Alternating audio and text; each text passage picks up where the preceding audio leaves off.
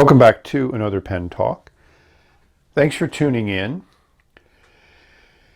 In the interest of expanding beyond a specific geography and only focusing a lot on Chinese pens, we're going to be looking at an affordable pen from Japan that's been around for a while.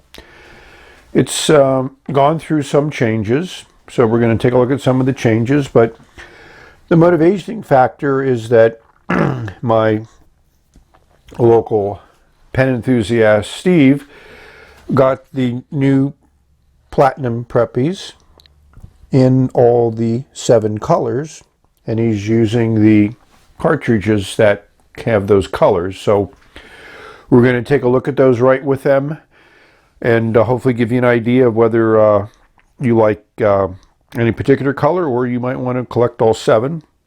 It is definitely an affordable purchase. Currently, it looks like Amazon in the United States is the best pricing on these 7 pens. But, you know, that all changes. You know, you might want to check eBay or other distributors and see what they might offer to you. But the pen on the far left here, this green one, is an earlier one I bought probably 3 years ago. And there's another version of it, which is a 0.2 nib, so that's the finest one. The rest of them are all 0.3s. Might be interesting, like you take a look at some of the Chinese pens, which have the 0.38 and 0.5 nibs, which are sometimes referred to as extra fine and fine. In this case, the 0.3 is labeled with an F, so I'm assuming that is their equivalent of fine. So they look interesting. You know, they certainly do have a lot of color associated with them, so that's nice. And again, whether this is something that you would want to partake in, we'll take a look at how they write, because obviously that's the important part.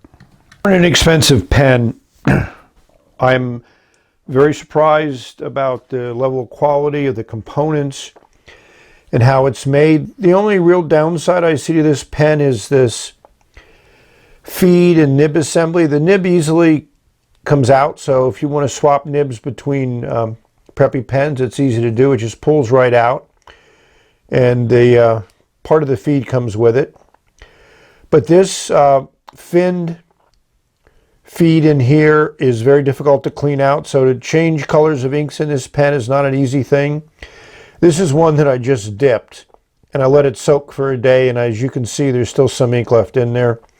I think I've let it soak for many days, drained it, you know, used compressed air or whatever to get it to come apart. But that's a minor thing, and, you know, if you eyedropper this pen, I just used silicone grease in these threads. Some people put an O-ring in there. It's not necessary. When I did my research, I found that this pen was first sold in 2006, and it was the first pen that Platinum had that had the slip and seal cap. There's springs there in the top of the cap. I mean, for a cheap pen, that's amazing.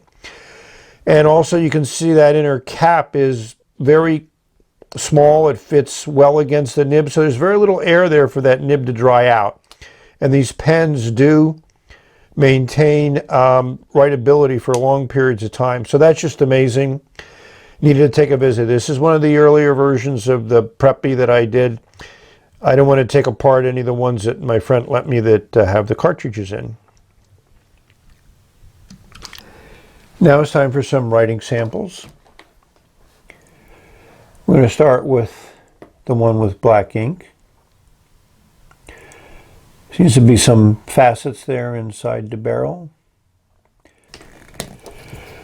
A transparent section. The feed is kind of gray. You can see how the ink fills the feed. It's kind of like a capillary feed. You know, the Platinum Preppy Petite 1 has this, as well as this Platinum Preppy.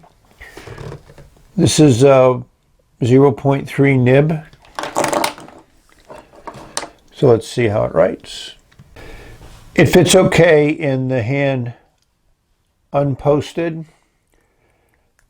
If you want to post it, it makes really no impact whatever on the balance or how it feels in your hand. The section is a good size. We'll give you those dimensions. There's no lip at the end of the section, so if you don't pay attention, you could end up grabbing a nib.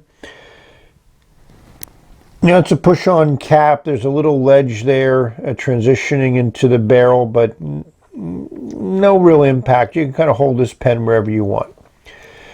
Nice ink on my fingers.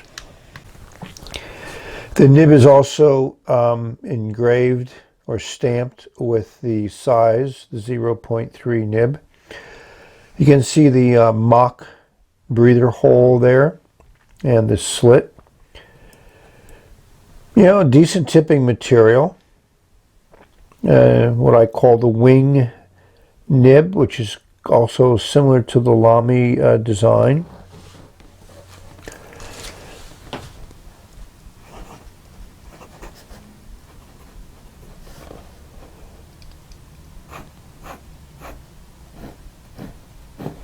I mean, it's smooth.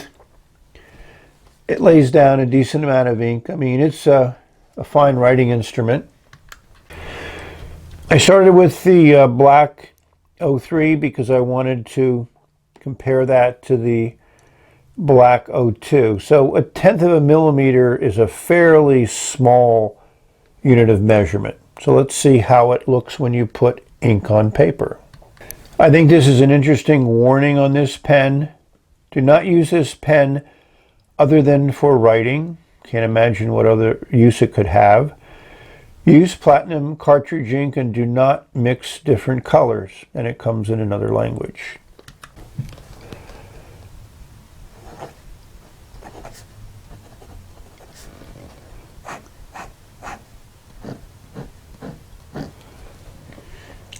It's quite obvious that the 0.2 is certainly thinner than the 0.3. So I would say this is extra fine. It certainly gives a little bit more feedback than the 0.3, but you know, nothing that you would not expect with a nib this fine. So before we go on to the other color, I wanted to just show you that the cartridges are stamped with the color of ink. This is blue-black, so you'll know what the color is that the pen is laying down.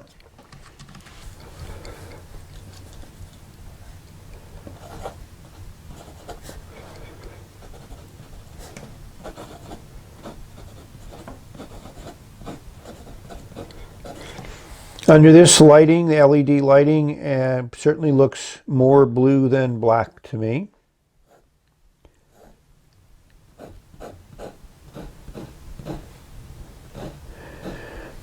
Seems a little bit sensitive to angle, small sweet spot.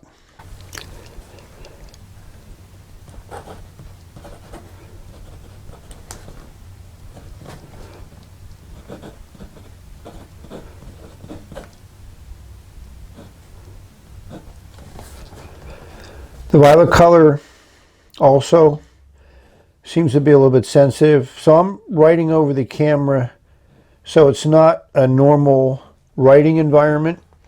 So I'm not as concerned with the little skips that you see.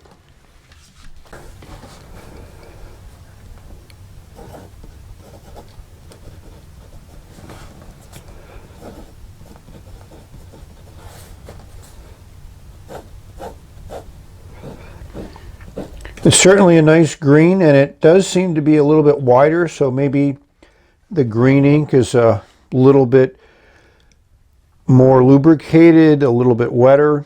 Certainly has a little bit more of a flow. Talked about the facets in the barrel, so I thought I would show you this orange one without the cartridge in it to show you how that's kind of interesting and nice. A little bit of a visual display. I'm assuming this is orange. The cartridge in this pen, unlike the other ones, is not branded.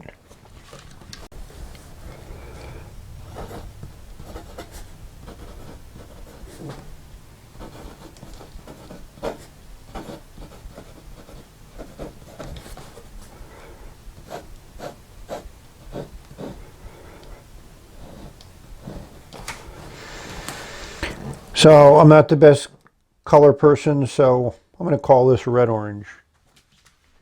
So just to show you that I'm not making up it, here is the next pen in the series labeled pink.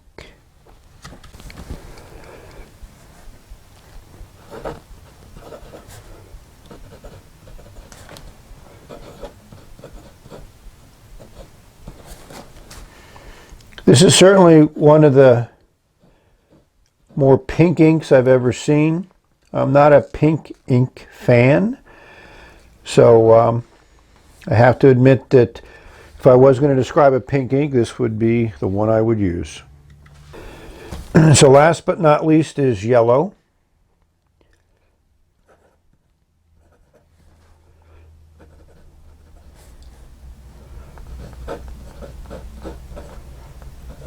And the camera really shows this as much darker than it looks to the eye.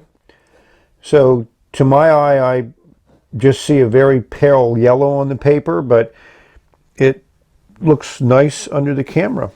The pink is pretty well represented. Red-orange is represented. Green looks like it looks. Violet, blue-black. So they're interesting. To support my Chinese compatriots, here's the 659, the Wingsung 659, which I consider to be an extra fine nib. So let's see how it looks compared to the Preppy.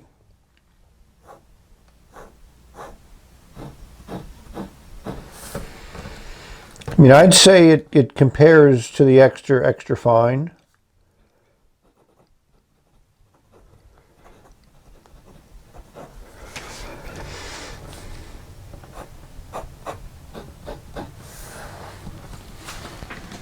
So here's my old Platinum Preppy, which is considered a 0.303 nib. So we'll see how it compares to the new ones. I just dipped it just to get to see how the nib works. I'd say it's comparable. This is Iroshizuku Shinuro. I'll give you that ink. So, and this is also a smooth nib. So they've continued on over the years to make a consistent pen in the Platinum Preppy. So I wanted to give you an idea of the different inks.